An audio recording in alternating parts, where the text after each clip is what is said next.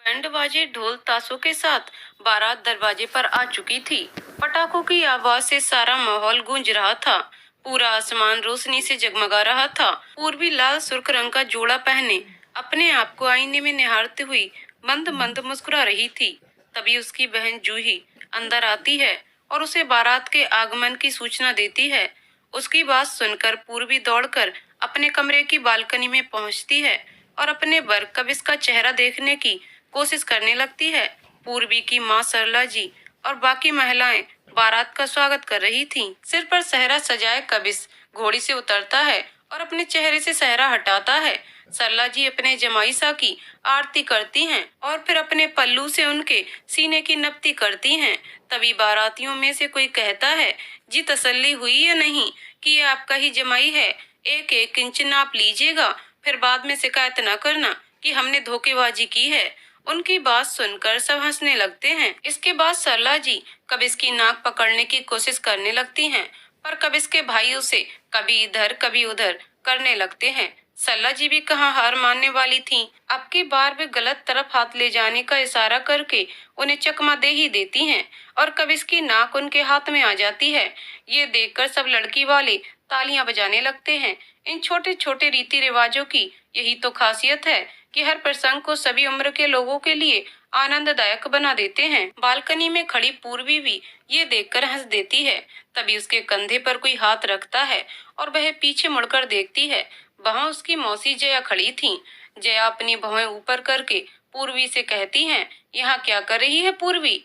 पूर्वी अच्छी तरह जानती थी कि दुल्हन अपनी बारात नहीं देख सकती, पर फिर भी वह अपनी बेसब्री के कारण बारात देखने आ गई थी। पूर्वी, वो मौसी, मैं बस खुली हवा में टहलने आई थी थोड़ी देर। इस भारी लहंगे में कमरे में बहुत घुटन हो रही थी, इसलिए। उसका बहाना सुनकर जया को हंसी आ गई और उन्होंने उसके कान पकड़कर कहा, अच्छा, मौसी से झूठ बोल रही हो? पूर्वी, सॉरी सॉरी मौसी, कान दुख रहा है। जया ने उसका कान छोड़ दिया और गाल पर हाथ फेर कर कहा, चलो बेटा अपने कबिस के पास। उनकी बात सुनकर पूर्वी के चेहरे पर मुस्कान आ जाती है और वह मौसी के साथ कमरे से बाहर निकल जाती है। कबिस सामने स्टेज पर खड़ा था और पूर्वी ठीक उसके सामने कुछ दूरी पर। दोनों एक दूसरे को देखकर मुस्कुरा देते हैं। शादी की खुशी का एहसास तो एक अनोखा ही एहसास है, पर पूर्वी और कबिस के लिए ये एहसास और भी ज्यादा खास है। आखिर न जाने कितनी मुश्किलों और पड़ावों को पार करने के बाद आज भी दोनों इस तरह एक दूसरे के सामने खड़े थे। आज जिस दूरी को धीरे धीरे पूर्वी के कबिस की ओर बढ़ते कदम खत्म कर रहे थे, ये उनकी आखिरी राह थी अपनी मंजिल की ओर। इसके पहले न जाने कितनी राहें कभी पूर्वी ने तो कभी कबिस ने तय की थीं, आज का ये दिन देखने के लिए। जैसे जैसे पूर्वी कबिस की ओर बढ़ रही थी, वैसे वैसे उसकी आंखों में कबिस और उसके प्यार की कहानी एक फिल्म की तरह तैर रही थी। कबिस और पूर्वी दोनों एक दूसरे से प्यार करते थे। किसी फिल्म से कम नहीं थी उनकी प्रेम कहानी। पूर्वी कॉलेज में थी तो डांस क्लास जाया करती थी। उसी क्लास में डांस टीचर था कबिस। कबिस एक छोटे से परिवार से था। कॉलेज के बाद कुछ वक्त डांस सिखाकर अपना खर्चा निकाल लेता था। पूर्वी और कबिस जब पहली बार मिले थे तो शुरुआत कुछ अच्छी नहीं थी। कबिस ने डांट जो दिया था उसे। पूर्वी बहुत बुरी डांसर हुआ करती थी। एक ही स्टेप बार बार गलत करने के चलते कबिस ने उसे पहले ही दिन डांट लगा दी थी। पूर्वी को कबिस का यूं से सबके सामने डांटना अपनी बेइज्जती लगा और उसने बिना सोचे समझे कबिस की शिकायत डांस क्लास के हेड से कर दी। अगले दिन जब वह डांस क्लास पहुंची तो क्लास में सभी छात्र आपस में बातचीत कर रहे थे। तभी उस डांस क्लास के हेड किसी एक व्यक्ति के साथ उनकी क्लास में आए और उस व्यक्ति का परिचय करवाते हुए कहा, डियर बच्चों, ये हैं आपके नए dance teacher mister Rajveer Gehlot. इन्होंने कई जगहों पर डांस की ट्रेनिंग दी है और कई डांस परफॉर्मेंस में ये पारंगत हैं। फिर उन्होंने राजवीर की ओर देखकर कहा, ये क्लास आपकी sir, best of luck. Rajveer ने सिर झुकाकर उनका अभिवादन किया और फिर डांस क्लास के हेड वहां से बाहर चले गए। नए टीचर को देखकर पूर्वी मन ही मन खुश हो रही थी। उसने अपने आप से कहा, वेल डन पूर्वी, तेरी एक कंप्लेंट का इतना असर हुआ कि डांस टीचर ही बदल दिया गया। राजवीर सर ने सबको डांस सिखाना शुरू कर दिया था। वे एक अच्छे डांसर थे और ना वो किसी को गलत मूव्स पर डांटते थे। कल जो पूर्वी खराब मन से घर गई थी, वह आज बहुत खुश थी। डांस क्लास के बाद जब वह अपना सामान बैग में रख रही थी, तभी कुछ लड़के और लड़कियां उसके पास आए। उनमें से एक लड़की निक्की ने उससे पूछा, तुमने ही कभी सर की शिकायत की थी ना? पूर्वी ने उलझन भरी नजरों से उन्हें देखा और फिर कहा, हाँ। उनमें से एक लड़के ने भावावेश में कहा, पर क्यों? पूर्वी, वो इतना डांट डांट कर हमको डांस सिखाते हैं, ये काम तो तुम लोगों को पहले ही कर देना था। हम यहाँ कुछ सीखने आए हैं, किसी की डांट खाने नहीं। तुम सबको तो मेरा शुक्रगुजार होना चाहिए कि हमें अब एक अच्छा टीचर मिल गया है। शायद कविश सर भी इस क्लास से हटाए जाने के बाद अपने बर्ताव में थोड़ा बदलाव ले आए और दूसरी क्लास के बच्चों से बेहतर तरीके से बात करने लगे। उसकी बात सुनकर टीना ने कहा, for your information, Kavish sir को बदला नहीं गया है, बल्कि तुम्हारी बिना वजह की शिकायत की वजह से नौकरी से निकाल दिया गया है। उसकी बात सुनकर पूर्वी ने अचानक से कहा, व्हाट निक्की, और तुम्हें एक दिन में पता भी चल गया कि उनका बर्ताव कैसा है? भावेश, जस्ट बिकॉज उन्होंने तुम्हारी गलती पर तुम्हें डांट दिया, तुमने उन्हें नौकरी से निकलवा दिया। पूर्वी, गाइज, मुझे नहीं पता था कि उन्हें नौकरी से निकाल दिया जाएगा। टीना, जब कुछ पता नहीं है तो ऐसा करने से पहले सोचना चाहिए था ना। निक्की, कविश सर हर एक छात्र को अपना समझकर सिखाते हैं, इसलिए अगर कोई गलती करता है तो उसे सुधारने के लिए डांट भी देते हैं। आज राजवीर सर तुम्हें सही लग रहे होंगे शायद, पर क्या आज उन्होंने एक भी स्टूडेंट को गलत मूव्स के लिए कुछ कहा? नहीं ना। क्यों किया उन्होंने ऐसा? पूर्वी ने कुछ जवाब नहीं दिया तो निक्की ने बोलना जारी करते हुए कहा, क्योंकि उन्हें पता है जैसे कविश सर की नौकरी चली गई, वैसे ही अगर उन्होंने किसी को कुछ भी कहा तो उनकी भी नौकरी जा सकती है। क्या ऐसे हम डांस सही तरीके से सीख पाएंगे? पूर्वी को अपनी गलती का एहसास हो रहा था। उसने गुस्से में और अनजाने में बहुत बड़ी गलती कर दी थी। वह सिर झुकाए सब कुछ सुन रही थी। पूर्वी, आई एम सॉरी गाइज, मैं कविश सर से भी माफी मांग लूंगी। भावेश, माफी मांगने से क्या होगा? उनको उनकी नौकरी वापस मिल जाएगी क्या? तुम्हें पता भी है उनके लिए ये नौकरी कितनी इम्पोर्टेंट थी। टीना, ये नौकरी उनका शौक नहीं, जरूरत है। वह एक गरीब घर से हैं। इसी नौकरी की तनख्वाह से वह अपने कॉलेज के सारे अतिरिक्त खर्चे पूरे करते हैं। तुम्हारी एक नादानी उनके लिए तो बहुत बड़ी परेशानी की वजह बन गई ना। अब तुम्हारी माफी क्या उनको उनकी नौकरी वापस दिला सकती है? निक्की, ये तुमने अच्छा नहीं किया। और इतना कहकर वे सभी वहां से चले गए और पूर्वी वहीं खड़ी अपनी बिना सोचे समझे की गई गलती पर पछताती हुई अपने घर की ओर निकल पड़ी। पछतावे की आग में जलती पूर्वी अगले दिन कविश के घर पहुंचती है। वह पहली बार इस तरह की कॉलोनी में आई थी। एक दूसरे से सटे हुए मकान, बालकनी में सूखते कपड़े और बाहर बरामदे में खेलते बच्चे, जो कि हर आम मोहल्ले की पहचान है। पर चूंकि पूर्वी एक बहुत अमीर परिवार से थी, ये सब उसने देखा तो था, पर एक मध्यम वर्गीय घर में वह पहली बार जाने वाली थी। उसने वहां खेल रहे बच्चों में से एक से कविश सर के घर का पता पूछा तो उसने वहां से कुछ दूर स्थित घर की ओर इशारा कर दिया। जैसे जैसे पूर्वी स्टेज पर खड़े कविश की ओर कदम बढ़ा रही थी, वैसे वैसे उसे उस दिन कविश के घर की ओर बढ़ते अपने कदम याद आ रहे थे। किसे पता था कि उस वक्त बढ़ते उसके कदम उसे उसके भविष्य की ओर ले जा रहे थे। वह कविश के घर के बाहर पहुंच चुकी थी। उसने एक गहरी सांस लेकर दरवाजा खटखटाया। कुछ देर बाद एक महिला ने दरवाजा खोला। वह कविश की मम्मी शोभा जी थी। शोभा जी, जी आप कौन? पूर्वी ने धीरे से कहा। नमस्ते आंटी जी, मैं पूर्वी हूँ, कविश सर की स्टूडेंट, उनसे डांस सीखती हूँ। शोभा जी ने उसे अंदर बुलाया और उसे वहां रखे दीवान पर बैठाकर उसके लिए पानी लेने चली गई। उस कमरे में बैठी पूर्वी उसका मुआयना करने लगी। एक छोटा सा कमरा जिसमें एक दीवान, एक सेंटर टेबल और दो कुर्सियां लगने के बाद सिर्फ दूसरे कमरे में आने जाने जितनी ही जगह थी। दीवार पर एक तस्वीर टंगी हुई थी जिसमें कविश सर, उनकी मम्मी और एक आदमी था जो कि उनके पापा ही होंगे। शोभा जी ने उसके आगे पानी का गिलास बढ़ाकर कहा, लो बेटा पानी। पूर्वी ने पानी का गिलास हाथ में लेकर पूछा, आंटी जी कविश सर कहाँ हैं? शोभा जी, वो तो नई नौकरी ढूंढने गया है बेटा, तुम तो जानती ही होगी कि तुम्हारी डांस क्लास से उसे निकाल दिया गया है। उनकी बात सुनकर पूर्वी ने अपना सिर झुका लिया। शोभा जी, क्या तुम्हें पता है बेटा कि उसे किस गलती की वजह से निकाला गया है? वो तो बड़ी मेहनत और ईमानदारी से अपना काम करता है। मैंने उससे लाख पूछा पर उसने मुझे उसकी नौकरी जाने की वजह नहीं बताई। पूर्वी, नहीं आंटी, मुझे नहीं पता। शोभा जी की बातें सुनकर पूर्वी का मन ग्लानि से भर उठा। वह तुरंत अपनी जगह से उठ खड़ी हुई और बिना कुछ कहे वहां से बाहर निकल गई। अपनी सोच में डूबी वह कुछ दूर पहुंची ही थी कि अचानक वह किसी से टकरा गई। पर इससे पहले कि वह नीचे गिरती, एक हाथ ने उसे पकड़कर अपनी ओर खींच लिया। गिरने के डर के कारण पूर्वी ने आंखें बंद कर ली थीं। तभी किसी ने कहा, डोंट वरी, गिरी नहीं है आप। वह आवाज सुनकर पूर्वी ने अपनी आंखें खोल लीं। उसके सामने कविश खड़ा था, जो कि उसे दोनों हाथों से थामे हुए था। दोनों एक पल के लिए एक दूसरे को यूं ही देखते रहे। फिर कविश ने उसे छोड़कर पूछा, आप यहाँ? पूर्वी ने हिचकिचाकर कहा, जी वो मैं। उसकी हिचकिचाहट देखकर कविश ने कहा, रिलैक्स, मैंने तो यूं ही पूछ लिया था। और इतना कहकर वह पूर्वी के पास से होता हुआ अपने घर की ओर बढ़ने लगा।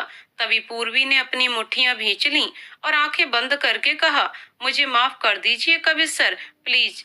उसकी बात सुनकर कविश ने पलट कर देखा और फिर वह उसके सामने आकर हाथ बांधकर खड़ा हो गया। पूर्वी, I am really very sorry sir, मुझे बिना सोचे समझे आपकी शिकायत नहीं करनी चाहिए थी। सच मानिए, मुझे नहीं पता था कि वे लोग आपकी नौकरी ही छीन लेंगे। कविश, कोई बात नहीं पूर्वी। और इतना कहकर फिर वह अपने घर की ओर बढ़ने लगा।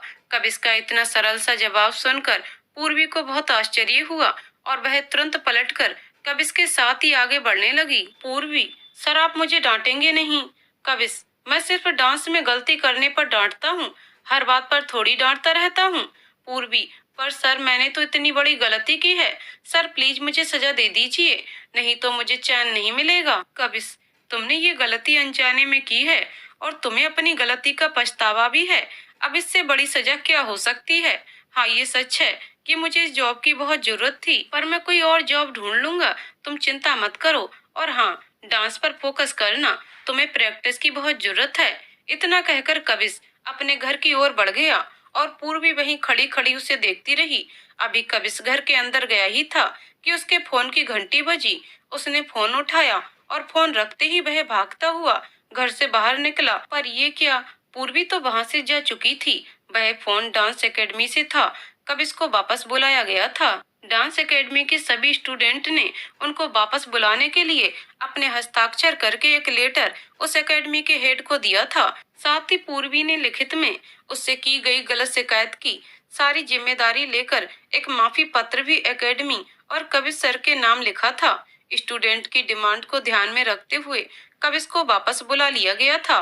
पूर्वी को उसकी कोशिश सफल होने की खबर शाम को एकेडमी पहुंचकर ही मिली थी। ये खबर सुनकर उसके मन को शांति मिली और सारी बेचैनी दूर हो गई। कुछ ही देर में कविश ने एकेडमी में प्रवेश किया और सभी छात्रों ने तालियों के साथ उसका स्वागत किया। पूर्वी भी एक तरफ खड़ी तालियां बजा रही थी। अपनी गलती सुधारने की चमक उसकी आंखों में साफ दिख रही थी। उसकी ओर देखकर कविश हल्का सा मुस्कुरा दिया। कविश ने सभी छात्रों का शुक्रिया अदा किया। सभी छात्र जोर जोर से चिल्लाने लगे, डांस डांस डांस। कविश ने उन सबको शांत करके कहा, ओके ओके, ये परफॉर्मेंस आप सबके नाम। सभी जोर जोर से कविश को चेस करने लगे। कविश कविश। कविश ने उन सभी को उसे नाम से ही पुकारने को कह रखा था, इसलिए सभी छात्रों से नाम से ही पुकारते थे। ये बात पूर्वी को पता नहीं थी, इसलिए सबके मुंह से कविश सर का नाम सुनकर वह आश्चर्य में पड़ गई थी। इसके बाद कविश ने ओ मुंडा कुक्कड़ कमालदा गाने पर धमाकेदार परफॉर्मेंस दिया। पूरा हॉल छात्रों की तालियों और आवाजों से गूंज उठा। वहीं कविश को इतना अच्छा डांस करते देख पूर्वी की आंखें फटी की फटी रह गईं। पूर्वी स्टेज की सीढ़ियों तक पहुंच गई थी कि तभी उसकी बहन जूही वहां आई और उसका हाथ पकड़कर स्टेज के ठीक सामने लगी कुर्सी तक ले जाकर उसे बैठा दिया। पूर्वी ने आश्चर्य भरी नजरों से उसे देखा और पूछा, ये क्या कर रही है जूही, यहाँ क्यों बिठा दिया मुझे? इससे पहले कि जूही जवाब दे, वहां लगी सभी लाइट्स की रोशनी मध्यम कर दी गई और जूही बिना कुछ कहे पूर्वी के सामने से हटकर उसके पीछे खड़ी हो गई। और फिर एक गाना शुरू हुआ और उस गाने के साथ में कविश का वो सरप्राइज डांस जो उसने पूर्वी के लिए तैयार किया था। वह गाना था, तेरे घर आया मैं आया तुझको लेने। पूरे गाने में कविश और पूर्वी एक दूसरे को यूं ही देखते रहे और पूर्वी के मन में कविश के उस पहले डांस की यादें ताजा होती रहीं। गाने के खत्म होने पर कविश खुद अपनी दुल्हन का हाथ पकड़ उसे स्टेज पर ले आया। डांस क्लास खत्म होने के बाद सभी छात्र कविश को धन्यवाद देकर बाहर जा रहे थे। इसी क्रम में पूर्वी भी कविश के पास पहुंची। Purvi, thank you sir. Kavish, call me Kavish Purvi ji. Kavish, by the way thanks to you too Purvi. Purvi, sir आपको मुझे शुक्रिया कहने की जरूरत नहीं है, मैंने तो बस अपनी गलती सुधारी है। और इतना कहकर पूर्वी वहां से निकल गई। कविश, गलती तो हर कोई करता है पूर्वी, पर गलती करके उसे मानना और फिर उसे सुधारने के लिए जी जान लगा देना हर किसी के बस की बात नहीं। कविश भी अपना सामान लेकर बाहर निकल गया। बाहर बारिश हो रही थी। कविश वहीं खड़ा ऑटो का इंतजार कर रहा था। तभी उसके सामने एक कार आकर रुकी और कार चला रही पूर्वी ने अपनी कार का ग्लास नीचे करके कहा, सर चलिए मैं आपको घर छोड़ देती हूँ। कविश, नहीं पूर्वी, मैं चला जाऊंगा। पूर्वी, प्लीज सर, देखिए बारिश देखकर लग नहीं रहा है कि ये रुकने वाली है, मैं आपको ड्रॉप कर देती हूँ। उसकी बात सुनकर कविश बारिश से बचता हुआ कार के दूसरी ओर जाकर कार में बैठ गया और पूर्वी ने कार कविश के घर की ओर मोड़ ली। कविश, थैंक यू पूर्वी, वेलकम। उस दिन के सफर में ही तो पूर्वी को पता चला था कि कविश एमटेक फाइनल ईयर का स्टूडेंट है। कुछ महीनों में उसका प्लेसमेंट होने वाला है और एक बार सेटल होने के बाद वह एक डांस एकेडमी खोलना चाहता है, जो कि उसका सपना है। साथ ही कविश उसके पापा मम्मी की इकलौती संतान है और कैसे उसकी मम्मी पापा ने उसे दिन रात मेहनत करके पढ़ाया है। कविश को भी पूर्वी के एक संपन्न परिवार से होने और शहर के सबसे प्रतिष्ठित कॉलेज से ग्रेजुएशन करने के बारे में पता चला। पूर्वी और कविश दोनों ही एक दूसरे के विचारों से प्रभावित होने लगे थे। पूर्वी भी अपने डांस पर ज्यादा ध्यान देने लगी थी और कविश भी उसे जी जान से सिखा रहा था।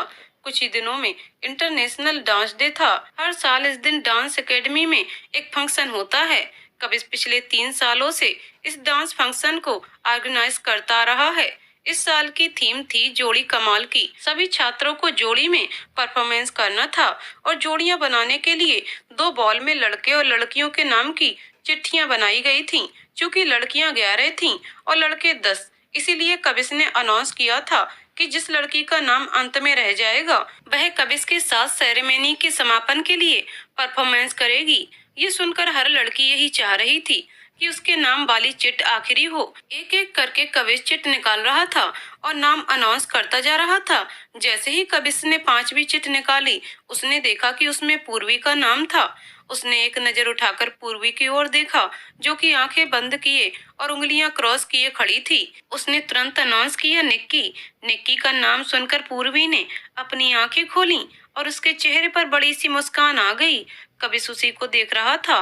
फिर उसने हंसते हुए अनाउंस किया, सो मिस पूर्वी, आपकी जोड़ी मेरे साथ बनती है। अगर आपको मंजूर हो तो आप यहाँ आ जाएं। ये सुनकर वह तुरंत कविश के पास आकर खड़ी हो गई और कविश ने बाकी सबको भी अपनी अपनी जोड़ियों में खड़े होने को कहा। पूर्वी और कविश दोनों हाथों में बरमाला लिए खड़े हैं। जैसे ही पूर्वी कविश को हार पहनाने की कोशिश करती है, कविश के दोस्त उसे गोद में उठा लेते हैं। पूर्वी मासूमियत से कविश की ओर देखती है और इशारों में उसे नीचे उतरने को कहती है। कविश अपने दोस्तों से उसे नीचे उतारने को कहता है और फिर अपना सिर झुकाकर सहर्ष पूर्वी के हाथों से बरमाला पहन लेता है और वैसे ही पूर्वी अपने कविश के हाथों से बरमाला पहनती है और पूरा हॉल तालियों की आवाज से गूंजने लगता है। ठीक वैसे ही जैसे उनके डांस डे के परफॉर्मेंस के बाद पूरा हॉल तालियों से गूंज उठा था। वही दिन तो था जब एक दूसरे में खोए डांस करते पूर्वी और कविश को एक दूसरे के प्रति उनकी बढ़ती भावनाओं का सच्चा एहसास हुआ था। फंक्शन खत्म होते रात हो गई थी। सभी एक एक करके अपने घर के लिए निकल गए थे और पूर्वी भी पार्किंग में पहुंची ही थी कि उसे वहां उसकी कार के पास खड़ा कविश दिखाई दिया। पूर्वी, सर आप यहाँ घर छोड़ दूं आपको? कविश, मुझे तुमसे कुछ बात करनी है। पूर्वी, पूर्वी, जी सर कहिए। कविश, यहाँ नहीं। पूर्वी, तो फिर? सहसा ही कविश ने उसका हाथ पकड़ लिया और कहा, चलो मेरे साथ। कविश उसे डांस एकेडमी की छत पर ले गया। पूर्वी, छत पर क्यों लाए हैं सर? कविश, मुझे कुछ कहना है। पूर्वी, पूर्वी का दिल जोरों से धड़क रहा था। शायद वह जानती थी कि कविश क्या कहने वाला है। इतने दिनों से जो जज्बात वो महसूस कर रहे थे उनसे अनजान नहीं थे। कविश ने पूर्वी के हाथों को अपने हाथ में लिया और अपने घुटनों पर बैठकर कहा, कहते हैं कि जब कुछ खास कहना हो तो खास इंतजाम भी करने होते हैं। पर मुझे माफ करना पूर्वी, मैं वो इंतजाम तो नहीं कर पाया। पर मैं इन चांद तारों और हवाओं को गवाह बनाकर तुमसे कहना चाहता हूँ कि इतना कहकर वह रुक गया। पूर्वी नजरें नीचे किए सब सुन रही थी। अचानक उसने कबिस की ओर देखा और तभी कबिस ने कहा, आई लव यू पूर्वी। और इतना कहकर वह अपनी जगह पर खड़ा हो गया और पूर्वी के जवाब का इंतजार करने लगा। पूर्वी की आंखों में आंसू भर आए थे। कबिस ने पूर्वी का चेहरा अपने हाथों में लेकर कहा, तुम्हारी आंखों में तो न जाने कितनी दफा पड़ा है मैंने, पर एक बार तुम्हारे मुंह से भी सुनना चाहता हूँ। कहो ना पूर्वी, do you love me? Purvi, I love you too Kavish, I really do. आज पहली बार पूर्वी ने कबिस को उसके नाम से पुकारा था और इतना कहकर वह कबिस के गले लग गई। कबिस उसे बाहों में भरकर गोल गोल घूमने लगा। उस ओपन गार्डन में स्टेज पर बैठे कबिस और पूर्वी के होठों से मुस्कान जाने का नाम नहीं ले रही थी। एक एक करके सभी मेहमान उनसे मिलकर उन्हें नवजीवन की शुरुआत के लिए बधाइयां दे रहे थे। कुछ देर बाद जूही ने आकर उन दोनों से कहा, चलिए दीदी जीजू, एक दूसरे को खाना खिला दीजिए। उसकी बात सुनकर पूर्वी अपनी जगह से उठी और स्टेज से उतरने लगी, इस बात से अनजान कि कबिस अपनी जगह पर ही बैठा है। तभी कबिस की आवाज ने उसे वहीं रोक दिया। कबिस, इतनी जल्दी मुझे छोड़कर चल दी? मिसेज कबिस। पूर्वी ने पीछे पलटकर देखा और तुरंत उसके पास जाकर मासूम सा चेहरा बनाकर इशारों में उससे माफी मांगी और अपना हाथ उसकी ओर आगे बढ़ा दिया। कबिस ने मुस्कुराकर अपना हाथ उसके हाथ में रख दिया और दोनों डाइनिंग टेबल की ओर बढ़ गए। डाइनिंग टेबल पर बैठे कबिस और पूर्वी के सामने पापा नवीन जी ने कई पकवानों से सजी थाली रखी और कहा, लो बेटा। कबिस ने उनकी ओर देखकर कहा, आप भी बैठिए पापा, सभी साथ में खाना खाते हैं। सभी के जोर देने पर कबिस और पूर्वी एक दूसरे को खाना खिलाने लगे। कबिस ने एक निवाला पूर्वी की ओर बढ़ाया और उन्हें फिर से वो दिन याद आ गया जब उनके रिश्ते के बारे में पूर्वी और कबिस के घर वालों को पता चला था। उस दिन बहुत जोरों की बारिश हो रही थी और अपने आप को बारिश से बचाने के लिए वो दोनों एक छोटी सी टपरी के नीचे खड़े थे। उस टपरी में एक बूढ़ी औरत भुट्टे सेक सेक कर बेच रही थी। पूर्वी के कहने पर कबिस ने एक भुट्टा खरीदा और उसे अपने हाथों से खिलाने लगा। दोनों एक दूसरे में इस कदर खोए हुए थे कि उन्हें एहसास ही नहीं हुआ कि कुछ ही दूरी पर खड़ी कार में बैठे पूर्वी के पापा उन्हें देख रहे थे। वे तुरंत अपनी कार से उतरे और बिना बारिश की परवाह किए भीगते हुए उन दोनों तक पहुंचे और पूर्वी का हाथ पकड़ लिया और उसे खींचते हुए अपने साथ ले गए। कितना डर गए थे दोनों उस दिन, और डर लगना लाजमी भी था क्योंकि उन्होंने कभी नहीं सोचा था कि उनके रिश्ते के बारे में इस तरह से सभी को पता चलेगा। वे तो कब इसके प्लेसमेंट होने के बाद सभी को बताने वाले थे। 2 दिन हो गए थे, पूर्वी की कोई खबर नहीं थी, न उसका कोई फोन आया था और न वो डांस क्लास आई थी। कबिस हैरान परेशान सा उसके कॉलेज भी जाकर आया था, पर वह 2 दिन से कॉलेज भी नहीं गई थी। अभी वह इसी उधेड़बुन में था कि वह पूर्वी के घर जाए या नहीं। तभी उसके फोन की रिंग बजती है। किसी अनजान नंबर से फोन था। उसने फोन उठाया और कहा, हेलो। अरे जमाई सा, आप तो कुछ खा ही नहीं रहे, लीजिए ना। उसके मनोहार करते पूर्वी के पापा की आवाज ने कबिस का ध्यान उनकी ओर आकर्षित किया और उसने मुस्कुराकर हाँ में सिर हिला दिया। उस दिन फोन पर भी तो यही आवाज थी, कबिस, मैं पूर्वी का डैड बोल रहा हूँ, शाम को 5 बजे घर आकर मिलो। इतना कहकर उन्होंने फोन रख दिया और साथ ही कबिस के मन में चल रही कश्मकश खत्म हो गई और वह पूर्वी के घर जाने के लिए खुद को तैयार करने लगा। शाम हो चुकी थी। एक बड़े से हॉल में खड़े कबिस को एक आदमी ने आकर कहा, आप बैठिए, साहब आ रहे हैं। शायद वह पूर्वी के घर में काम करने वाला कोई आदमी था। उसकी बात सुनकर कबिस वहां रखे सोफे पर बैठ गया। उसकी उंगलियों की लड़ाई देखकर कोई भी उसकी घबराहट को आसानी से भांप सकता था। कुछ देर बाद पूर्वी के पापा सामने वाले कमरे से बाहर निकले। उन्हें देखकर कबिस अपनी जगह से खड़ा हो गया। उनका रौबदार व्यक्तित्व तो वह 2 दिन पहले ही देख चुका था। वह आगे बढ़ते हुए कबिस के पास पहुंचे। कबिस ने उन्हें नमस्ते किया। उन्होंने हाँ में सिर हिलाकर कहा, बैठो। कबिस वापस अपनी जगह पर बैठ गया और वो भी उसके सामने वाले सोफे पर बैठ गए। तभी वही आदमी जो कुछ देर पहले कबिस से आकर मिला था, वह पानी लेकर आया और कबिस की ओर बढ़ा दिया। कबिस ने इशारों में ना में सिर हिला दिया। तभी पूर्वी के पापा ने उससे कहा, हैव वाटर। उनकी बात सुनकर कबिस ने पानी का गिलास उठा लिया और एक ही झटके में पूरा गिलास खाली कर दिया। उस माहौल में पसरे सन्नाटे को खत्म करते हुए पूर्वी के पापा ने कबिस से कहा, तो तुम पूर्वी से प्यार करते हो? कबिस ने एक गहरी सांस ली और पूरे आत्मविश्वास के साथ उनकी आंखों में देखकर कहा, हाँ सर। नवीन जी, देखो मैं घुमा फिरा कर बात नहीं करूंगा। मेरी बेटी बचपन से नाजों में पली बड़ी है। उसकी कोई ऐसी ख्वाहिश नहीं है जो हमने पूरी नहीं की हो, और आज तुम उसकी ख्वाहिश हो। क्या तुम उसे वो सब खुशियां दे पाओगे जो उसे इस घर में मिलती आई हैं? कबिस, सर, एक लड़की के लिए पिता के प्यार की बराबरी तो दुनिया का कोई लड़का नहीं कर सकता। पर हाँ, मैं आपको विश्वास दिलाता हूँ कि मैं पूर्वी को खुद से भी ज्यादा प्यार दूंगा। और जहाँ तक रही खुशियों की बात, तो मुझे लगता है सर कि एक इंसान को खुशियों के लिए बड़े घर या बड़ी गाड़ी की जरूरत नहीं होती, बल्कि प्यार की जरूरत होती है। पर मैं ये भी नहीं कह रहा कि पूर्वी को गरीबी में जीवन बिताना होगा। बिल्कुल नहीं सर। मैं एक दिन उसके लिए ऐसी ही एक दुनिया तैयार करूंगा जैसी आपने की है। हाँ, थोड़ा वक्त लगेगा, पर मैं वादा करता हूँ कि वो दिन जरूर आएगा। नवीन जी, 8 दिन में तुम्हारे प्लेसमेंट हैं। कबिस, जी। नवीन जी, मुझे पूर्वी ने बताया कि तुम इस शहर में डांस एकेडमी खोलना चाहते हो। कबिस, जी सर। पहले कुछ सालों तक नौकरी करने के बाद जब थोड़ा स्टेबल हो जाऊंगा, तब अपने सपने की नींव जरूर रखना चाहूंगा। नवीन जी, मैं तुम्हारी और पूर्वी की शादी करवाने के लिए तैयार हूँ, अगर मेरा एक प्रपोजल तुम मान लो। कबिस, कैसा प्रपोजल सर? नवीन जी, शायद जो तुम कह रहे हो वो सही हो। शायद कुछ सालों बाद तुम मेरी बेटी को वो खुशियां दे पाओ जो अभी उसके पास हैं। पर मैं उसे तब तक छोटी छोटी चीजों के लिए अपना मन मारते तो नहीं देख सकता ना। उसकी ख्वाहिश तुम हो। तुम्हारे लिए उसकी आंखों में आंसू देखे हैं मैंने, जो मैं कतई बर्दाश्त नहीं कर सकता। इसलिए अपनी बेटी की खुशियों के लिए तुम्हारा सपना मैं पूरा कर देता हूँ। तुम्हारी डांस एकेडमी कुछ सालों बाद नहीं, अभी खुलेगी, और उसके बाद तुम्हारी और पूर्वी की शादी होगी। उनकी बात सुनकर कबिस के चेहरे के भाव बदल गए और उसके माथे पर कुछ लकीरें उभर आईं। कुछ पल खामोश रहने के बाद उसके चेहरे के भाव स्थिर हो गए और वह हाथ जोड़कर अपनी जगह पर खड़ा हो गया। उसे यूं खड़ा देख नवीन जी भी अपनी जगह पर खड़े हो गए।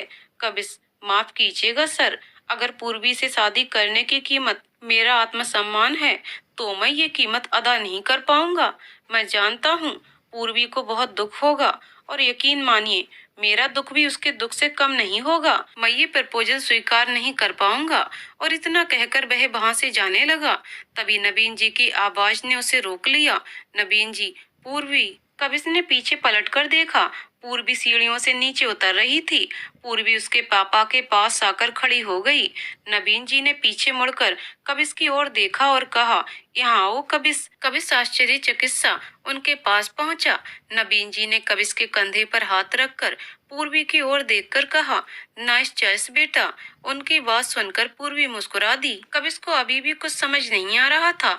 उसका यूं उलझन भरा चेहरा देखकर नवीन जी ने उससे कहा, यंग मैन, अभी भी नहीं समझे? मुझे तुम्हारी और पूर्वी की शादी से कोई ऐतराज नहीं है। ये सुनकर कबिस को एक पल को अपने कानों पर भरोसा नहीं हुआ। उसने फिर से पूर्वी की ओर देखा। उसकी ये हालत देखकर नवीन जी ने उसके सर पर हाथ रखा और कहा, बेटा, अभी कुछ देर पहले जो कुछ मैंने कहा वो सब मेरे मन की तसल्ली के लिए था। पूर्वी ने मुझसे कहा था कि तुम एक खुददार लड़के हो, पर क्या करूं, मैं एक पिता हूं ना। अक्सर लड़के एक अमीर घर की लड़की से पैसों के लिए प्यार का नाटक रचते हैं। इसलिए मैं पूरी तरह से संतुष्ट होना चाहता था, और तुम्हारा जवाब सुनकर मैं पूरी तरह से संतुष्ट हो गया। मुझे तुम्हारे मिडिल क्लास होने से कोई फर्क नहीं पड़ता, क्योंकि मैंने खुद ने जमीन से शुरुआत की थी और आज यहाँ तक पहुँचा हूँ। और मेरा मानना है कि मेहनत और लगन हो तो एक इंसान क्या नहीं कर सकता। मुझे पूरा भरोसा है कि तुम्हें भी तुम्हारी मंजिल जरूर मिलेगी। तभी जूही की आवाज ने कबिस का ध्यान भंग किया और उसने एक नजर उसके सामने वाली कुर्सी पर बैठे नवीन जी की ओर देखा। उसके चेहरे पर सहसा ही मुस्कुराहट आ गई। कितने खुश थे उस दिन वे दोनों। आखिर उनके प्यार पर बड़ों की सहमति की मोहर जो लग चुकी थी। शाम को पूर्वी कबिस के साथ उसके माता पिता से मिलने जाने वाली थी। कबिस ने तो अपनी परीक्षा 100% अंकों से उत्तीर्ण कर ली थी। अब बारी पूर्वी की थी। वह बहुत ज्यादा नर्वस थी। हालांकि वह पहले एक बार कबिस के घर जा चुकी थी, पर तब और अब के हालात में जमीन आसमान का फर्क था। तैयार होने के बाद उसने न जाने कितनी बार अपने आप को आईने में देख लिया था। तभी उसके फोन की रिंग बजी। उसने देखा कि कबिस का फोन था। कबिस उसे लेने आ गया था। उसने तुरंत फोन उठाया और कहा, बस 2 मिनट आ गई। और एक बार और खुद को आईने में देखकर वह तेज कदमों से अपने कमरे से निकल गई। कबिस नीचे हॉल में उसका इंतजार कर रहा था। सीढ़ियों से नीचे उतरती पूर्वी के पैरों में छनकती पायल की आवाज ने उसका ध्यान अपनी ओर आकर्षित किया। पूर्वी के रूप को देखकर कबिस बस उसे देखता ही रह गया। पूर्वी उसके सामने आकर खड़ी हो गई, पर कबिस तो अभी भी उसे एकटक देखे जा रहा था। उसे यूं खोया देख पूर्वी को हंसी आ गई और उसने कबिस का ध्यान भंग करने के लिए उसका हाथ अपने हाथ में लिया और उसकी एक उंगली को अपने दांतों से काट लिया। अभी तक उसमें खोया कबिस जोर से चिल्लाया, आह! और पूर्वी जोर से हंस पड़ी। उसे यूं हंसता देख कबिस ने उसे पकड़कर अपनी ओर खींचा। अभी तक हंसती पूर्वी अचानक से चुप हो गई। बहुत शरारत सूझ रही है ना? पूर्वी ने अपनी नजरें झुका ली और उसके लबों पर मुस्कान आ गई। पूर्वी ने धीरे से कहा, प्लीज कबिस, कबिस नहीं। तभी पूर्वी की माँ सरला जी की आवाज ने दोनों का ध्यान भंग किया और कबिस ने घबराकर पूर्वी को छोड़ दिया। सरला जी ने उनके पास आकर कहा, निकल रही हो पूर्वी? पूर्वी ने हाँ में सिर हिलाया और वे दोनों वहां से निकल गए। अभी घर से बाहर निकले ही थे कि पूर्वी ने कबिस को रोककर कहा, रुको, पहले ये बताओ मैं ठीक लग रही हूँ ना? कबिस, वाह, मुझे यूं होश खोए देखने के बाद भी तुम ये सवाल पूछ रही हो? पूर्वी, हाँ फिर भी पूछ रही हूँ, क्योंकि अब की बार आप खुद की तरफ से नहीं, अपने परिवार के हिसाब से सोचकर बताओ कि मैं उन्हें कैसी लगूंगी। कबिस ने उसे एक नजर ऊपर से नीचे तक देखा, फिर कहा, परफेक्ट। बट उसकी बात सुनकर पूर्वी के माथे पर लकीरें आ गईं और उसने तुरंत उससे पूछा, बट व्हाट? बोलो। कबिस ने अपना हाथ उठाया और उसके माथे पर लगी टेढ़ी बिंदी को सीधा करके कहा, ना मोर देन परफेक्ट। ये सब सोचते हुए सहसा ही कबिस का ध्यान दुल्हन के लिबास में अपने पास बैठी पूर्वी पर गया और उसके लबों पर मुस्कुराहट आ गई। उसने पूर्वी के कंधे पर हाथ रखा। पूर्वी ने उसकी ओर देखा और कबिस ने आज फिर अपना हाथ बढ़ाकर उसके माथे पर सजी टेढ़ी बिंदी को सीधा कर दिया। ये देखकर पूर्वी को भी उस दिन की याद आ गई और दोनों एक दूसरे की आंखों में देख मुस्कुराने लगे। दोनों कबिस के घर पहुंच गए थे। पूर्वी ने एक गहरी सांस ली और कबिस के साथ घर में प्रवेश कर गई। घर में प्रवेश करते ही उसने देखा हॉल पूरा व्यवस्थित किया हुआ था। बेड पर नया चद्दर, खिड़कियों पर उससे मैचिंग पर्दे, टेबल पर सुंदर सा टेबल क्लॉथ और उस पर एक फूलों से सजा गुलदस्ता रखा हुआ था। उस दिन जो हॉल उसने देखा था और आज जो हॉल वो देख रही थी, वह बिल्कुल अलग लग रहे थे। पूर्वी ने कबिस के मम्मी पापा के पैर छुए। उन्होंने उसके सर पर हाथ रखा और उसे बैठने को कहा। पूर्वी को दीवान पर बैठाकर कबिस की माँ शोभा जी उसके पास बैठ गईं। पूर्वी नजरें नीचे किए अपने दुपट्टे को मरोड़ती रही। उसे यूं करता देख शोभा जी ने उसके हाथ पर अपना हाथ रख दिया और पूर्वी ने नजरें उठाकर उनकी ओर देखा। तभी पूर्वी को अपने हाथों पर किसी के हाथ का एहसास हुआ और अपने ख्यालों में खोई पूर्वी ने नजर उठाकर ऊपर की ओर देखा। आज भी उसके हाथ पर वही हाथ था। शोभा जी प्यार से उसे देख रही थीं। पूर्वी ने अपना दूसरा हाथ उनके हाथ पर रख दिया और फिर उसे बोधने याद आ गया। शोभा जी, बेटा घबराओ मत, क्या लोगी बताओ? पूर्वी ने धीरे से कहा, कुछ नहीं आंटी। शोभा जी, ऐसे कैसे? कॉफी बनाती हूँ तुम्हारे लिए। उनकी बात सुनकर पूर्वी ने नजर उठाकर आश्चर्य से उनकी ओर देखा। शोभा जी, चौंको मत बेटा, मुझे कबिस ने बताया कि तुम्हें कॉफी बहुत पसंद है। तुम बैठो, मैं आती हूँ। पूर्वी, मैं भी चलती हूँ आंटी। और शोभा जी के पीछे पीछे पूर्वी भी किचन में चली गई। वहां जाकर उसने देखा एक छोटे से कमरे में करीने से सब कुछ जमा हुआ था। एक छोटा सा गैस स्टैंड, उसके बिल्कुल पास में दीवार पर लटका बर्तन स्टैंड, स्टैंड के ठीक ऊपर एक सेक्शन जिस पर पर्दा लगा हुआ था और किचन के दूसरे कोने में फ्रिज रखा हुआ था। ऐसा किचन भी उसने पहली बार ही देखा था। उनके यहाँ तो आज के जमाने का आधुनिक किचन था। शोभा जी को कॉफी बनाते देख पूर्वी ने उनसे कहा, मैं बनाऊं आंटी प्लीज? उसकी बात सुनकर शोभा जी पीछे हट गईं और मुस्कुराकर कहा, ठीक है, तुम बनाओ। पूर्वी ने एक गैस पर गर्म पानी रखा और दूसरे गैस पर दूध और कॉफी की तैयारी करने लगी। शोभा जी, बेटा एक बात बोलूं, बुरा मत मानना। पूर्वी, जी आंटी कहिए ना। शोभा जी, देखो मुझे गलत मत समझना, मैं एक माँ हूँ। जैसे तुम्हारे माता पिता को तुम्हारी चिंता थी इस रिश्ते को लेकर, वैसे ही हम भी अपने बेटे के लिए चिंतित हैं। हम जानते हैं कि कबिस और तुम एक दूसरे को बहुत पसंद करते हो, पर ये भी तो एक बहुत बड़ा सच है कि हमारे और तुम्हारे खानदान में बहुत फर्क है। और वो फर्क तो तुमने देख ही लिया है। जिस तरह तुम्हारा घर हर दिन ही इस तरह सजा रहता होगा, वहाँ हमारा घर किसी तीज त्योहार या किसी विशेष मेहमान के आने पर इस तरह सजाया जाता है। अब ये भी देख लो, हमारे तो कॉफी बनाने के तरीके तक में बहुत फर्क है। फिर तुम ही सोचो, क्या तुम और कब इस आगे इस रिश्ते को निभा पाओगे? अभी तो तुम दोनों के मन में बस एक दूसरे को खो देने के डर की वजह से ये सब अंतर दिखाई नहीं दे रहा है। पर अगर वक्त निकल जाने के बाद या कुछ सालों के बाद जब ये अंतर दिखाई देने लगेगा, तब कहीं इस रिश्ते में दरार ना आ जाए।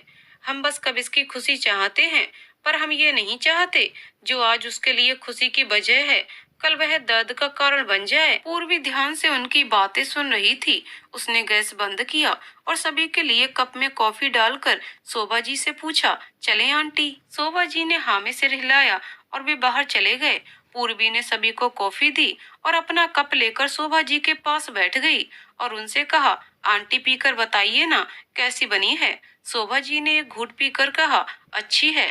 पूर्वी, आपकी और मेरी कॉफी के स्वाद में कुछ अंतर है क्या? शोभा जी, नहीं बेटा, बिल्कुल नहीं। पूर्वी, बस आंटी यही बात है, आपके और मेरे तौर तरीके अलग हो सकते हैं, पर परिणाम कभी अलग नहीं होगा। और मैं धीरे धीरे आपसे सब सीख लूंगी, आप निश्चिंत रहिए। उसकी बात सुनकर शोभा जी ने उसके सिर पर हाथ फेरा और फिर कबिस के पापा नमित जी से कहा, हमारी होने वाली बहू ने पहली बार कॉफी बनाई है, नेक दीजिए से।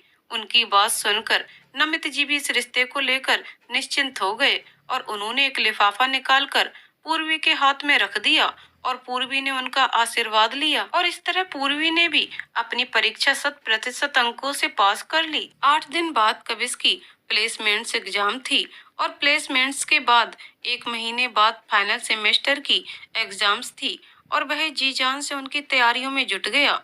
आखिर कबिस को एक अच्छी मल्टीनेशनल कंपनी में आईटी इंजीनियर की पोस्ट पर नियुक्त कर लिया गया। उसे फाइनल एग्जाम्स के तुरंत बाद वहां ज्वाइन करना था। उसकी पोस्टिंग बेंगलोर में हुई थी। इधर पूर्वी की भी एग्जाम चल रही थी। सबने मिलकर तय किया कि एक बार कबिस बेंगलोर में सेटल हो जाए, उसके बाद इन दोनों की शादी करवा देंगे।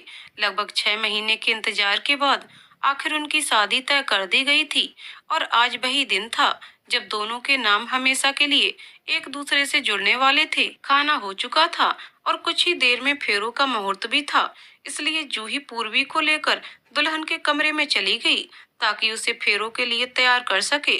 कुछ देर बाद पूर्वी की माँ कमरे में आई तो उन्होंने देखा कि पूर्वी साधारण कपड़ों में तेज कदमों से यहाँ वहाँ टहल रही थी। उसे तैयार ना हुआ देखकर उन्होंने पूछा, पूर्वी तैयार नहीं हुई अभी तक? तभी हाथ में एक गिलास में कोई तरल पदार्थ लिए जूही ने कमरे में प्रवेश किया और पूर्वी को देकर कहा, लो दीदी ये पी लो, जल्दी आराम मिल जाएगा। पूर्वी ने तुरंत उसके हाथ से वो गिलास लिया और एक सांस में पूरा ही पी लिया। जूही की बात सुनकर सल्ला जी और परेशान हो गईं और उन्होंने पूर्वी का हाथ पकड़कर कहा, क्या हुआ तुझे पूर्वी? पूर्वी, पता नहीं मम्मी, कुछ बेचैनी सी हो रही है। सरला जी घबराते हुए, अचानक क्या हुआ बेटा? चल हम डॉक्टर को दिखा देते हैं। पूर्वी ने सरला जी का हाथ पकड़कर कहा, नहीं मम्मी, एसिडिटी हो गई है और कुछ नहीं। अभी इतना भारी खाना खाया है ना, और ऊपर से इतना भारी लहंगा और जेवर पहने हुए थे ना, शायद इसलिए। ठीक हो जाएगी। पूर्वी, हाँ मम्मी आप चिंता मत करो, बस 5 मिनट बैठो ना मेरे पास।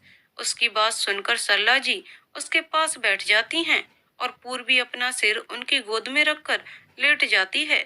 जूही भी पूर्वी के पास बैठ जाती है। सरला जी पूर्वी के सिर पर हाथ फेरने लगती हैं। सरला जी, तुम बेटियां भी ना कितनी जल्दी बड़ी हो जाती हो।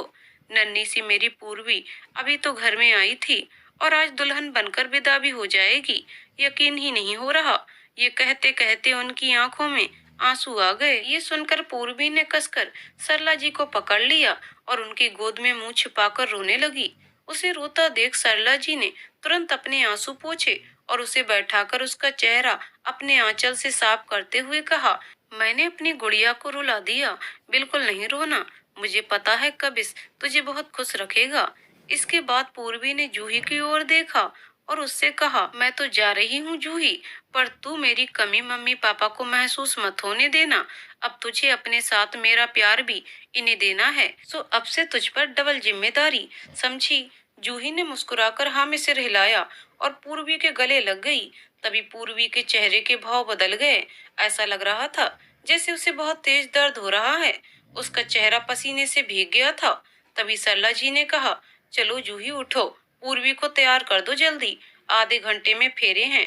और इतना कहकर वह कमरे से चली गई। उनकी बात सुनकर पूर्वी ने अपने चेहरे के भाव छुपा लिए और लोगों पर एक मुस्कान लिए तैयार होने लगी। पूर्वी को तैयार करके जूही कमरे से बाहर चली गई। उसके जाते ही पूर्वी अपने सीने पर तेज तेज हाथ फेरने लगी। उसे बहुत गर्मी लग रही थी। उसने एसी का रिमोट उठाया और उसे सबसे कम तापमान पर सेट कर दिया। पूर्वी, ये क्या हो रहा है मुझे? इतनी बेचैनी, घबराहट और ये गर्मी, उफ। एक बार ये सारी रस्में हो जाएं, फिर डॉक्टर को दिखाना ही होगा। उसने गहरी सांस ली और अपने आप को थोड़ा स्थिर करने की कोशिश करने लगी। तभी जूही और निक्की उसे कमरे में ले गईं। निक्की, तो चलें दुल्हन साहिबा, आपका कोई बेसब्री से इंतजार कर रहा है। उसकी बात सुनकर पूर्वी मुस्कुरा दी। उसे लेकर वे दोनों मंडप की ओर बढ़ीं, जहां कबिस कब से अपनी दुल्हन के इंतजार में नजरें बिछाए बैठा था। मंडप से कुछ दूरी पर पूर्वी के मम्मी पापा ने उसका हाथ पकड़ा और उसे उसकी नई जिंदगी की ओर ले जाने लगे। पूर्वी ने अपने पापा के कंधे पर अपना सिर रख दिया और मंडप में खड़े कबिस की ओर देखा। अचानक उसके माथे पर लकीरें उभर आईं। उसे कबिस साफ दिखाई नहीं दे रहा था। उसने पलकें झपकाकर एक नाकाम कोशिश और की। फिर उसने नजरें उठाकर अपने माता पिता की ओर देखा, पर ये क्या? फिर वही धुंधलापन। इससे पहले कि पूर्वी कुछ समझ पाती, वे लोग मंडप तक पहुंच गए थे। कबिस ने पूर्वी की तरफ अपना हाथ बढ़ाया और पूर्वी के पापा ने अपने हाथ से उसका हाथ कबिस के हाथ में रख दिया। ये देखकर वहां खड़े सभी लोगों की आंखें नम हो गई थीं। पूर्वी कबिस के पास खड़ी थी। वहां उपस्थित सभी लोग मंडप के आसपास बैठ गए। पंडित जी ने उन दोनों को भी बैठने के लिए कहा। कबिस अपनी जगह पर बैठ गया। पर ये क्या? पूर्वी तो अपनी जगह खड़ी चारों तरफ देख रही थी। पंडित जी ने फिर से उसे बैठने को कहा, पर इस बार भी उसने कोई जवाब नहीं दिया। कबिस ने बैठे बैठे ही उसका हाथ पकड़ा और एक नजर उठाकर उसकी ओर देखा और फिर कहा, पूर्वी क्या हुआ, बैठो। पर पूर्वी को तो शायद किसी की भी आवाज सुनाई ही नहीं दे रही थी। उसकी आंखों के आगे अंधेरा छाने लगा था। उसका पूरा चेहरा पसीने से भीग गया था। वह तुरंत अपने सीने पर हाथ फेरने लगी और कोई कुछ समझता उसके पहले ही वह लड़खड़ाकर मंडप में गिर पड़ी और बेहोश हो गई। पूर्वी की अचानक हुई इस हालत को देखकर वहां हड़कंप मच गया। पास बैठे कबिस ने तुरंत पूर्वी का सिर अपनी गोद में रखा और पागलों की तरह उसे जगाने की कोशिश करने लगा। पूर्वी की माँ उसकी ये हालत देखकर रोने लगी। कबिस, पूर्वी, पूर्वी उठो, उठो, क्या हुआ तुम्हें? पूर्वी के चेहरे पर पानी छिड़का गया। उसे खूब झंझोड़ा गया, पर पूर्वी को होश नहीं आ रहा था। वह तो बेसुध सी कबिस की गोद में सिर रखे लेटी थी। तभी पूर्वी के पापा डॉक्टर को ले आए। डॉक्टर ने पूर्वी का चेकअप करके जो कहा, उसे सुनकर किसी को भरोसा ही नहीं हुआ। डॉक्टर की बात सुनकर वहां खड़े हर व्यक्ति की आंखें खुली की खुली रह गईं। पूर्वी के पापा के कदम लड़खड़ा गए। उसकी माँ चक्कर खाकर गिरने लगी कि जूही ने उन्हें संभाल लिया। जूही के हाथ कांपने लगे और कबिस तो जैसे सुध बुध ही खो बैठा। उसने धीरे से पूर्वी का सिर जमीन पर रखा और डॉक्टर की कॉलर पकड़ ली। कबिस, हिम्मत कैसे हुई तुम्हारी ऐसी मनहूस बात मेरी पूर्वी के लिए अपने मुंह से निकालने की? तुम डॉक्टर हो, तुम्हें मेरी पूर्वी को ठीक करने बुलाया है, पर मुझे लगता है कि तुमसे मेरी पूर्वी का इलाज नहीं हो पाएगा। तुम जाओ यहाँ से, मैं कोई दूसरा डॉक्टर लाऊंगा। उसकी इस हालत को देखकर उसके पापा उसके पास आए और उसे खींचकर डॉक्टर से दूर ले गए। उन्होंने उसे कसकर गले लगा लिया। कबिस, नहीं पापा, नहीं पापा, आप रो मत। चलो हम पूर्वी को लेकर हॉस्पिटल चलते हैं, सब ठीक हो जाएगा। ये डॉक्टर झूठ बोल रहा है। और वो उनका हाथ छुड़ाकर जाने लगा। पर अब की बार उन्होंने उसे अपनी ओर खींचा और एक जोरदार थप्पड़ मारकर रोते हुए कहा, कबिस होश में आ बेटा, तेरी पूर्वी अब नहीं है, वह इस दुनिया को और तुझे हमेशा के लिए छोड़कर चली गई है। उनकी बात सुनकर कबिस जोर जोर से रोता हुआ जमीन पर बैठ गया। नहीं नहीं नहीं, ये सच नहीं है। और फिर वह भागता हुआ पूर्वी के पास पहुंचा और उसके चेहरे को हाथों में लेकर रोने लगा। उसकी चीत्कार सुनकर वहां उपस्थित हर व्यक्ति का दिल दहल उठा। पूर्वी को मेजर हार्ट अटैक हुआ था, जिसके एक झटके ने उसकी जान ले ली थी। डॉक्टर के कहने पर फिर भी वे सभी पूर्वी को लेकर अस्पताल पहुंचे और फिर से वही शब्द एक बार फिर उनके कानों से होते हुए दिल को चीर गए, जो कुछ देर पहले मंडप में डॉक्टर ने कहे थे। और उनकी आखिरी आस भी टूट गई। जिस गेट से घंटों पहले बैंड बाजों के साथ घोड़ी पर सवार कविस ने प्रवेश किया था, उसी दरवाजे से उसकी बेजान पूर्वी को स्टेचर पर लाया गया, जहां कुछ देर पहले हंसते मुस्कुराते चेहरे ही चेहरे दिखाई दे रहे थे।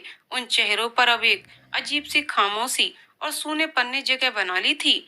पूर्वी को स्ट्रेचर से उतारकर नीचे बिछाए गए सफेद गद्दे पर जैसे ही लेटाया जाने लगा, उस खामोशी को चीरती हुई एक आवाज ने सबका ध्यान भंग किया। सरला जी रोती बिलखती भागती हुई वहां आईं।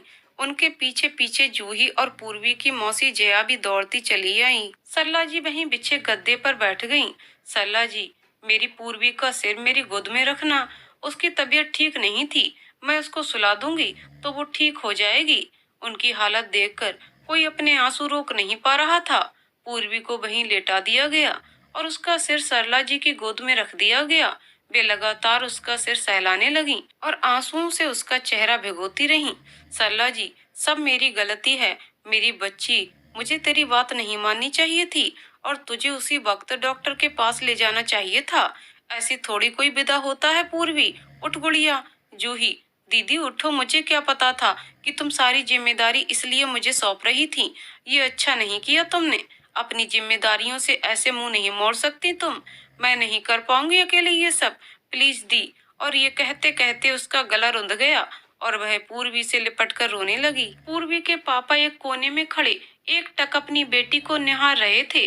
उनकी आंखों में दुल्हन बनी अपनी पूर्वी का वो हंसता मुस्कुराता चेहरा घूम रहा था। उन्हें यकीन नहीं हो रहा था कि जो उनके सामने है ये उनकी वही पूर्वी है, जो अभी कुछ देर पहले उनके सीने से लगे हुए मंडप की ओर बढ़ रही थी। सुबह हो चुकी थी। जहां इस वक्त डोली उठने की तैयारी होनी चाहिए थी, वहां अभी अर्थी को सजाया जा रहा था। पूर्वी की उस निर्जीव काया को अपनी अंतिम यात्रा के लिए तैयार किया जा रहा था।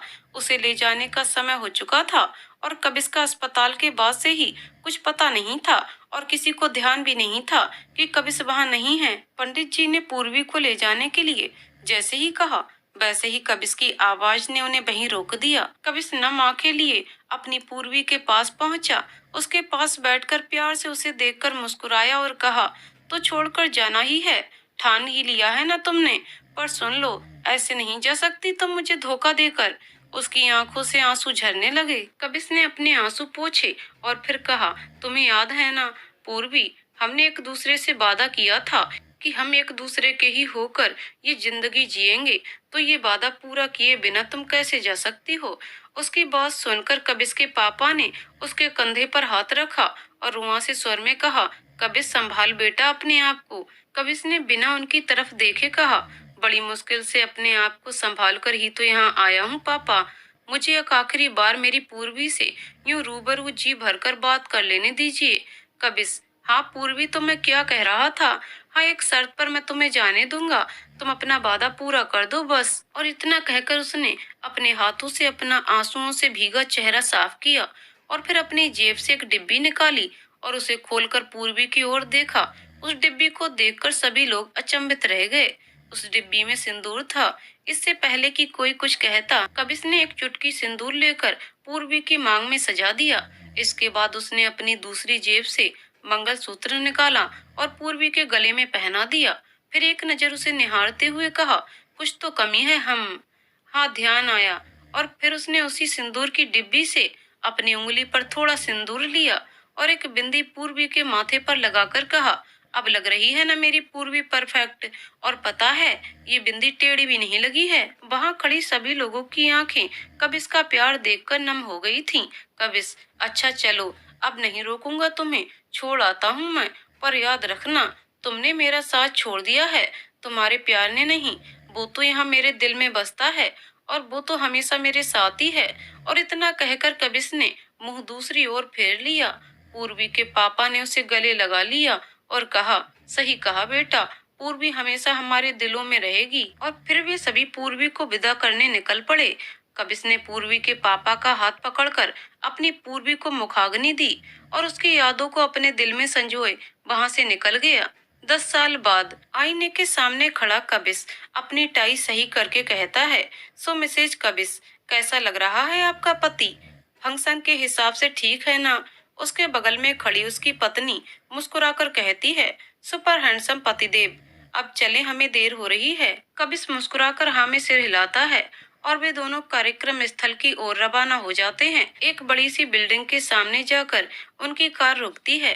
कार से उतरकर वह दोनों उस बिल्डिंग के सामने खड़े हो जाते हैं। कबिस हाउ इज इट? वह बिल्डिंग पर लिखा नाम पढ़कर कहती है, पूर्वी डांस एकेडमी। और ठीक उस नाम के पास एक बड़े पोस्टर पर लगी तस्वीर देखकर वह मुस्कुराकर कबिस की ओर देखती है। कबिस, याद है ये तस्वीर? इसे कैसे भूल सकती हूँ? वह तस्वीर डांस क्लास के उसी फंक्शन की थी जिसमें कबिस और पूर्वी ने एक साथ डांस किया था। तभी एकेडमी के अंदर से कबिस के पापा बाहर आकर कहते हैं, कबिस आ गए तुम, चलो सब तुम्हारा उद्घाटन के लिए इंतजार कर रहे हैं। कबिस एक नजर भरकर अपनी पूर्वी को देखता है, फिर अपने दिल पर हाथ रखता है। उसके दिल पर हाथ रखते ही पूर्वी उसकी आंखों से ओझल हो जाती है और वह मुस्कुराता हुआ डांस एकेडमी में प्रवेश कर जाता है। तो दोस्तों, कहानी यहीं पर समाप्त होती है। दोस्तों, आपको कहानी कैसी लगी कमेंट करके जरूर बताइएगा। कहानी पसंद आई हो तो वीडियो को लाइक शेयर करें और चैनल को सब्सक्राइब करें। कहानी को पूरा सुनने के लिए बहुत बहुत धन्यवाद दोस्तों।